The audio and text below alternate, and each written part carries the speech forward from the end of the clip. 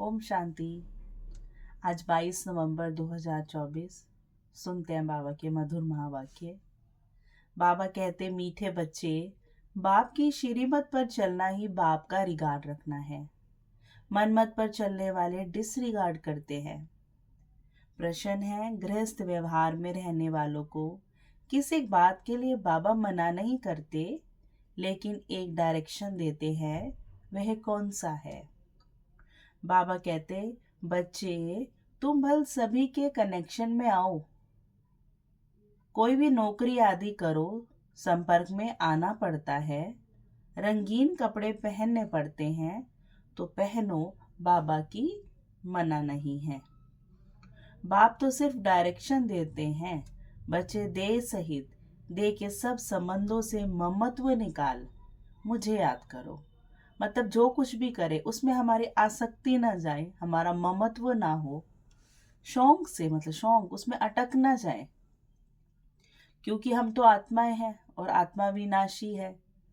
इच्छा मात्रम अविद्या है, तो उस स्वरूप में स्थित होना है। ओम शांति। बाबा कहते, शिव बाबा बैठ बच्चों को समझाते हैं, अर्थात आप समान बनाने का पुरुषार्थ करते हैं। जैसे मैं ज्ञान का सागर हूँ, वैसे बच्चे भी बने। यह तो मीठे बच्चे जानते हैं, सब एक समान नहीं बनेंगे। पुरुषार्थ तो हर एक को अपना अपना करना होता है। स्कूल में स्टूडेंट तो बहुत पढ़ते हैं, परंतु सब एक समान पास विद ऑनर्स नहीं होते हैं। फिर भी टीचर पुरुषार्थ कराते हैं। तुम बच्चे भी पुरुषार्थ करते हो। बाप पूछते हैं, तुम क्या बनेंगे? सब कहेंगे, हम आए ही हैं नर से नारायण, नारी से लक्ष्मी बनने। यह तो ठीक है, परंतु अपनी एक्टिविटीज भी देखो ना। बाबा कहते हैं, बाप भी ऊंच से ऊंच है, टीचर भी है, गुरु भी है। इस बाप को कोई जानते नहीं है। तुम बच्चे जानते हो, शिव बाबा हमारा बाबा भी है, टीचर भी है और सदगुरु भी है। परंतु वह जैसा है वैसा उनको जानना भी मुश्किल है। मुश्किल है ना, नामुमकिन तो नहीं है। बाप को जानेंगे तो टीचर पना भूल जाएगा, फिर गुरु पना भूल जाएगा। रिगार्ड भी बाप का बच्चों को रखना होता है। रिगार्ड किसको कहा जाता है? बाप जो पढ़ाते हैं वे अच्छी रीति पढ़ते हैं, गोया रिगार्ड रखते हैं। अब हम अपने बच्चों को कुछ करो, कहना ही ना माने और वैसे कहें, मम्मा हम आपसे बहुत प्यार करते हैं, तो मानेंगे क्या हम? कि कहना तो तुम सुनते नहीं हमारा, ए प्यार किस रिगार्ड कोई है? तो बाबा भी कहते हैं, बच्चे रिगार्ड किसको कहा जाता है उसे भी समझना है ना। बाप तो बहुत मीठा है, अंदर में बहुत खुशी का पारा चढ़ा रहना चाहिए, कापारी खुशी रहनी चाहिए। हर एक अपने से पूछे, हमको ऐसी खुशी है? एक समान सब तो रह नहीं सकते। पढ़ाई में भी वास्ट डिफरेंट है, बहुत बड़ा डिफरेंट है। उन स्कूलों में भी कितना फर्क रहता है, एक ही क्लास में एक हाईएस्ट एक लोएस्ट, तो कितना एक ही पढ़ाई, एक पढ़ाने वाला, परंतु पढ़ने वाले डिफरेंट डिफरेंट हो जाते हैं। वह तो कॉमन टीचर पढ़ाते हैं, यहाँ तो अनकॉमन है, स्वयं भगवान पढ़ाते हैं। ऐसा टीचर कोई होता ही नहीं है। किसको यह पता ही नहीं है कि निराकार फादर टीचर भी बनते हैं, परम पिता परम शिक्षक भी बनते हैं। बल श्री कृष्ण का नाम दिया है गीता में, परंतु उनको पता ही नहीं कि वह फादर कैसे हो सकता है। श्री कृष्ण तो देवता है ना, परमात्मा तो नहीं है। यूं तो कृष्ण नाम भी बहुतों का है, परंतु कृष्ण कहने से ही श्री कृष्ण सामने आ जाएगा। नाम से कोई होता है, आइडेंटिटी से होता है ना। वह तो देहधारी है ना। तुम जानते हो ये शरीर उनका नहीं है। जो ब्रह्मा बाबा का देह है वो परम पिता परमात्मा का देह नहीं है। खुद कहते हैं, मैंने लोन लिया है। यह पहले भी मनुष्य था। ब्रह्मा बाबा के लिए कह रहे हैं बाबा, ये पहले भी मनुष्य था, अब भी मनुष्य है, ये भगवान नहीं है। वह तो एक ही निराकार है। जो भगवान का पद पोजीशन है वो निराकार परमात्मा, परमपिता परमात्मा की है। अब तुम बच्चों को कितने राज बाबा समझाते हैं, परंतु फिर भी फाइनल ही बाप समझना, टीचर समझना, ये अभी हो नहीं सकता। घड़ी घड़ी भूल जाएंगे, देधारी तरफ बुद्धि चली जाती है। फाइनल बाप बाप टीचर सदगुरु है, ये निश्चय बुद्धि में अभी नहीं है, अभी तो भूल जाते हैं। स्टूडेंट कभी टीचर को भूलेंगे क्या? हॉस्टल में जो रहते हैं वे तो कभी नहीं भूलेंगे। जो स्टूडेंट हॉस्टल में रहते हैं उन्हें तो पक्का होगा ना। यहाँ तो वह भी पक्का निश्चय नहीं है कि भगवान हमारे टीचर हैं।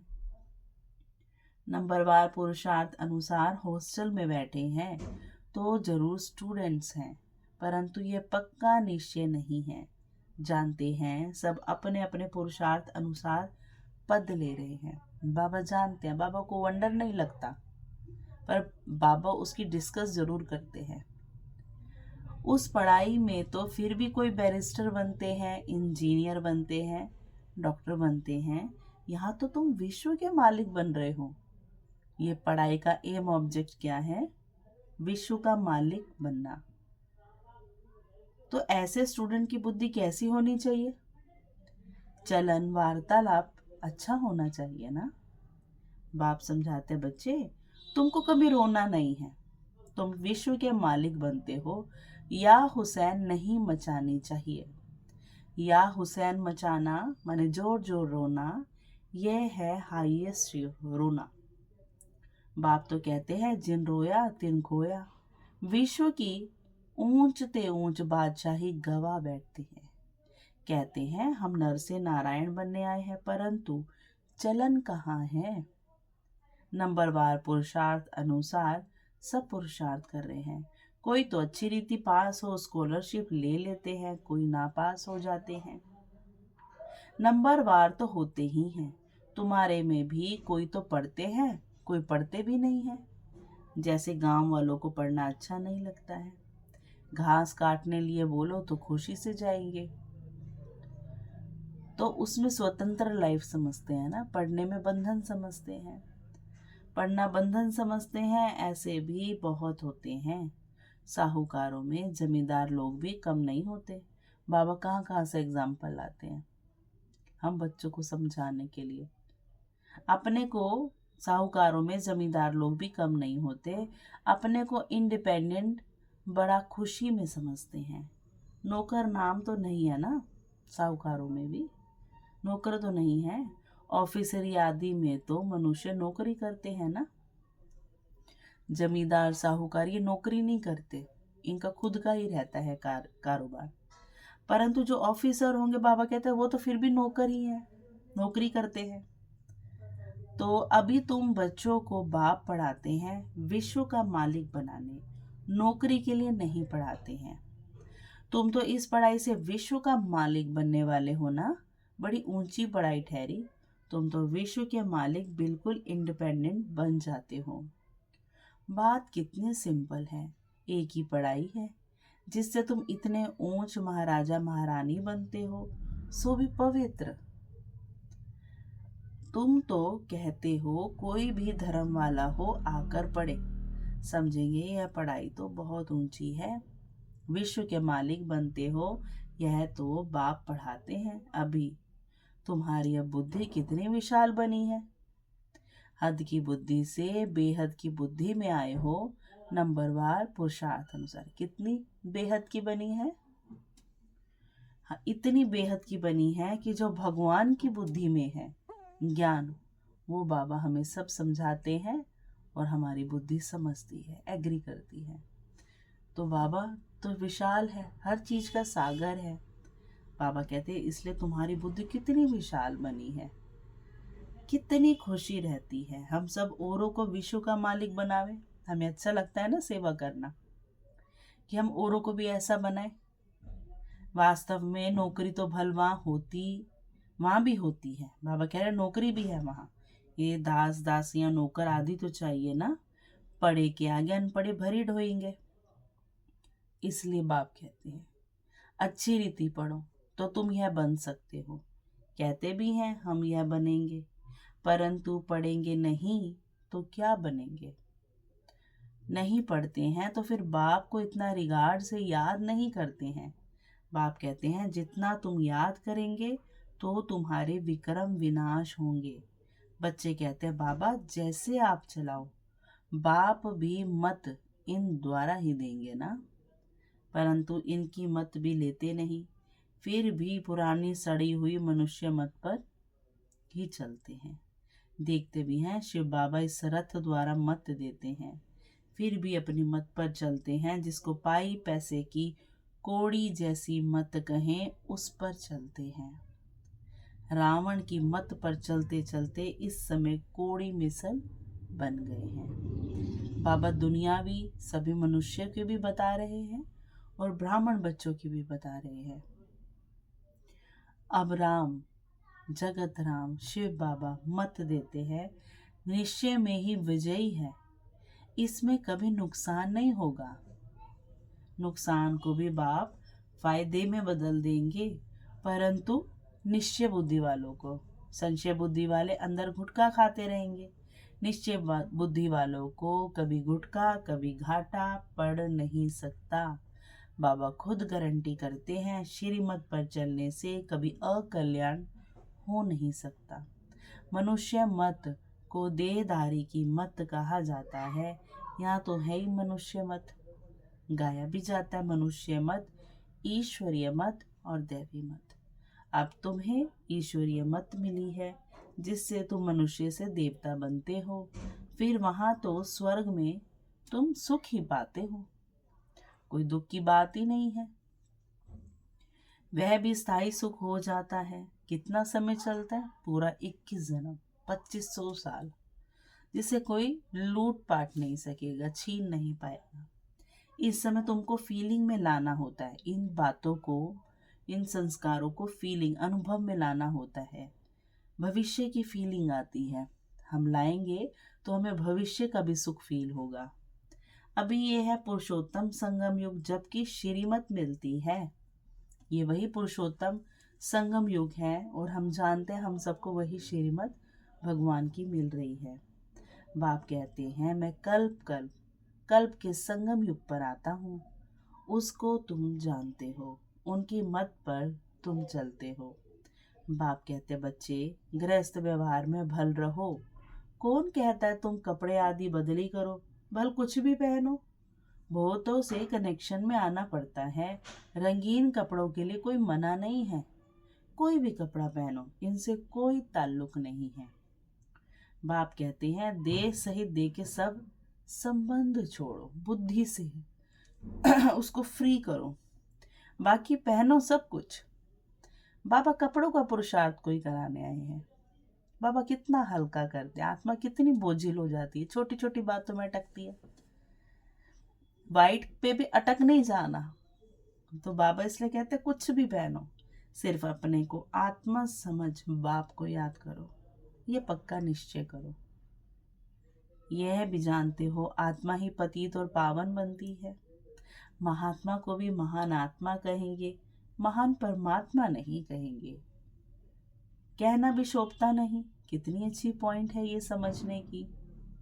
महान आत्मा, महात्मा, सदगुरु, सर्व को सदगति देने वाला तो एक ही बाप है।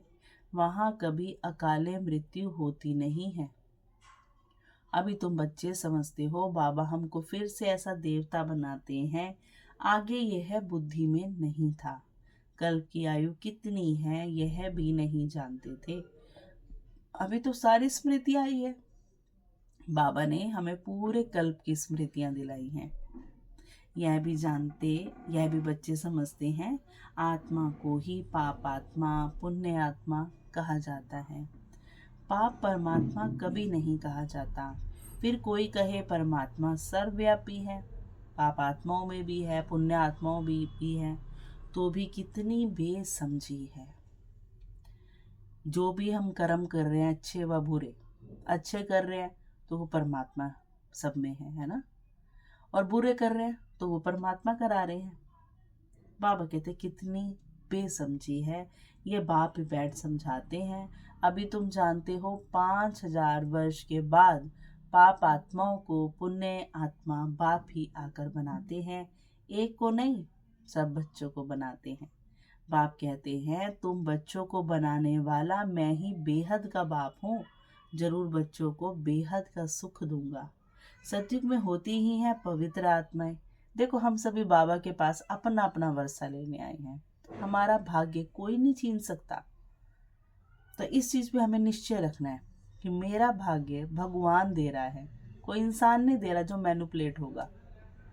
तो मेरा भाग्य तो सर्टेन है, निश्चित है, उसे कोई नहीं छीन सकता। सतयुग में होती हैं पवित्र आत्माएं। रावण पर जीत पाने से ही तुम पुण्य आत्मा बन जाते हो। तुम फील करते हो माया कितने विघन डालती है, एकदम नाक में दम कर देती है। तुम समझते हो माया से युद्ध कैसे चलती है। उन्होंने फिर कौरवों और पांडवों की युद्ध, लश्कर आदि क्या क्या बैठ बनाए हैं। इस युद्ध का किसको भी पता नहीं कि माया कैसे भीतर ही भीतर युद्ध करती है। माया मतलब हमारे सारे कमजोर संकल्प। तो बाबा कहते हैं यह है गुप्त रूप में अपना कार्य करती है ना, युद्ध करती है अंदर संकल्पों में, संकल्पों के रूप में। इनको तुम ही जानते हो, माया से हम आत्माओं को युद्ध करनी है। बाप कहते हैं सबसे बड़ा तुम्हारा दुश्मन है ही काम, काम विकार। योग बल से तुम इस पर विजय पाते हो। योग बल का अर्थ भी कोई नहीं समझते हैं। जो सतो प्रधान थे वही तमो प्रधान बने हैं। बाप खुद कहते हैं बहुत जन्मों के अंत में मैं इनमें प्रवेश करता हूँ, वही तमो प्रधान बना है तत्व। तुम भी तमो प्रधान बने हो। बाबा एक को थोड़े कहेंगे, नंबरवार सबको कहते हैं। एक डेमो है, एग्जाम्पल है, पीछे पीछे तो सारी सेना है, बाबा के सारे बच्चे हैं। तो बाबा एग्जाम्पल एक का देते हैं, तो एग्जाम्पल दिया ही जाता है पूरे जितने भी पीछे बच्चे हैं सबका बताने के लिए। बाबा कहते हैं नंबरवार, बाबा सबको कहते हैं नंबरवार कौन कौन है यहाँ तुमको पता पड़ा है, आगे चल तुमको बहुत पता पड़ेगा। माला का तुमको साक्षात्कार कराएंगे। स्कूल में जब ट्रांसफर होते हैं तो सब मालूम पड़ जाता है ना, रिजल्ट आती है कौन फर्स्ट आया कौन सेकंड, रिजल्ट सारी निकल आती है। तो बाबा कह रहे तुमको भी माला का साक्षात्कार कराएंगे। बाबा ने बच्ची से पूछा तुम्हारे इम्तिहान के पेपर कहाँ से आते हैं, बोली लंदन से। अब तुम्हारे पेपर्स कहाँ से निकलेंगे, बोली ऊपर से। तुम्हारा पेपर ऊपर से आएगा। सब साक्षात्कार करेंगे कैसी वंडरफुल पढ़ाई है। कौन पढ़ाते हैं किसको पता नहीं। श्री कृष्ण भगवानुवाच क्या देते हैं, पढ़ाई में सब नंबरवार हैं। तो खुशी भी नंबरवार होगी। यह जो गायन है अतेंद्रिय सुख गोप गोपियों से पूछो, ये पिछाड़ी की बात है, क्योंकि अभी तो कर्मों के हिसाब किताब में हर आत्मा उलझी हुई है। जब कर्मों का हिसाब किताब कम होगा, आत्मा हल्की होगी, फिर जो आत्मा का ओरिजिनल सुख है वो उसको फील होगा और वो सब दुख भूल जाएगी। इसलिए बाबा कहते हैं कि खुशी भी नंबरवार होगी, परंतु जो अतीन्द्रिय सुख है ये पिछाड़ी की बात है, होगा जरूर। बाप ने समझाया है, भल बच्चे जानते हैं ये बच्चे कभी गिरने वाले नहीं हैं, परंतु फिर भी पता नहीं क्या होता है। बाबा को पता है नहीं गिरेंगे, फिर भी बाबा कहते पता नहीं क्या होता है, पढ़ाई ही नहीं करते, तकदीर में नहीं है। थोड़ा ही उनको कहा जाए कि आकर अपना घर बसाओ उस दुनिया में तो झट चले जाएंगे। कहाँ से निकल कहाँ चले जाते हैं, उनकी चलन बोलना करना ही ऐसा होता है। समझते हैं हमको अगर इतना मिले तो हम जाकर अलग रहें। चलन से समझा जाता है, इसका मतलब निश्चय नहीं है। लाचारी यहाँ बैठे हुए हैं। बहुत है जो ज्ञान का ग भी नहीं जानते, कभी बैठते ही नहीं है, माया पढ़ने नहीं देती। ऐसे सब सेंटर्स पर बच्चे हैं, कभी पढ़ने आते नहीं। वंडर है ना, कितनी ऊंची नॉलेज, स्वयं भगवान बैठ पढ़ाते हैं। बाबा कहे यह काम ना करो, मानेंगे ही नहीं, जरूर उल्टा काम करके दिखाएंगे। राजधानी स्थापन हो रही है। बाबा क्या कहते हैं फिर? राजधानी स्थापन हो रही है, सब राजा तो नहीं चाहिए ना, नंबरवार तो सब होंगे वहां पर, उसमें तो हर प्रकार के चाहिए ना, ऊपर से लेकर नीचे तक सब बनते हैं। मर्तबे में फर्क तो रहता है ना, यहाँ तो नंबरवार मर्तबे हैं। सिर्फ फर्क क्या है, वहाँ आयु बड़ी और सुख रहता है, यहाँ आयु छोटी और दुख रहता है। बच्चों की बुद्धि में ये वंडरफुल बातें हैं, कैसा ये ड्रामा बना हुआ है। फिर कल्प कल्प हम वही पाठ बजाएंगे, कल्प कल्प बजाते रहते हैं। इतनी छोटी सी आत्मा में कितना पाठ भरा हुआ है, वही फीचर, वही एक्टिविटी, ये सृष्टि का चक्र फिरता ही रहता है। बनी बनाई बन रही और कुछ बननी नाही, जो बनी हुई है वही दोबारा बन रही है, इसके अलावा कुछ भी नहीं बनना। ये चक्र फिर भी रिपीट होगा। सतो प्रधान सतो रजो तमो में आएंगे, इसमें मूंझने की बात नहीं है। अच्छा, अपने को आत्मा समझते हो, आत्मा का बाप शिव बाबा है, यह तो समझते हो ना। जो सतो प्रधान बनते हैं वही फिर तमो प्रधान बनते हैं। फिर बाप को याद करो तो सतो प्रधान बन जाएंगे। यह तो अच्छा है ना, बस यहाँ तक ही ठहरा देना चाहिए। बोलो बेहद का बाप, यह स्वर्ग का वर्षा देते हैं, वही पतित पावन है। बाप नॉलेज देते हैं, इसमें शास्त्र आदि की तो बात ही नहीं है। शास्त्र शुरू में कहाँ से आएंगे? मतलब ये जो संगम है ये शुरुआत है सृष्टि की। ये तो जब बहुत हो जाते हैं तब बाद में बैठ शास्त्र बनाते हैं। सॉरी, बाबा द्वापर में कह रहे हैं, शुरू में शास्त्र नहीं आएंगे, जब बहुत बच्चे हो जाते हैं तब बाद में बैठ शास्त्र बनाते हैं। सतयुग में तो शास्त्र होते नहीं, परंपरा तो कोई चीज होती नहीं, बदलती रहती है। परिवर्तन ही इस जगत का नियम है, इस संसार का। तो नाम रूप तो बदल जाएगा ना। अच्छा, मीठे मीठे सिकील दे बच्चों प्रति माता पिता बाप दादा का याद प्यार और गुड मॉर्निंग। रूहानी बाप की रूहानी बच्चों को नमस्ते। हम रूहानी बच्चों की रूहानी माता पिता बाप दादा को बहुत बहुत याद प्यार और नमस्ते बाबा, नमस्ते। फिर धारणा के लिए मुख्य सार है, कभी भी या हुसैन नहीं मचाना है, रोना नहीं है। बुद्धि में रहे हम विश्व का मालिक बनने वाले हैं। हमारी चलन वार्तालाप बहुत अच्छा होना चाहिए, कभी भी रोना नहीं है। निश्चय बुद्धि बन एक बाप की मत पर चलते रहना है, कभी मूंझना व गुटखा नहीं खाना। निश्चय में ही विजय है, इसलिए अपनी पाई पैसे की मत नहीं चलानी।